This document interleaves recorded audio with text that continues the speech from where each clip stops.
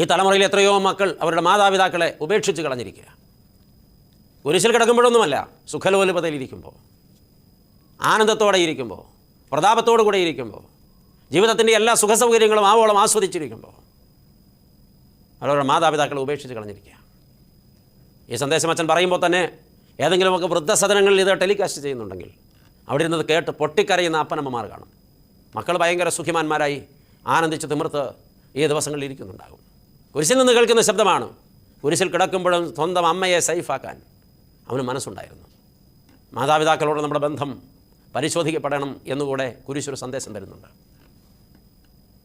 ഈ പീഡാനുഭവവാരത്തിൻ്റെ പൂർത്തീകരണത്തിൽ ഈസ്റ്റർ ആഘോഷിക്കുമ്പോൾ വൃദ്ധസദനത്തിലെ അന്തേവാസികളോട് കൂടെയാണോ സുഹൃത്തെ, സഹോദരി, നിൻ്റെ അപ്പനും അമ്മയും ഈസ്റ്റർ ആഘോഷിക്കാൻ പോകുന്നത്? ആണെങ്കിൽ നിനക്ക് ക്രിസ്തുവുമായി ഒരു ബന്ധവുമില്ല. നീ പിശാചിനെ ആരാധിക്കുന്ന ഒരാളാണെന്ന് നീ പറയുകയാണ്.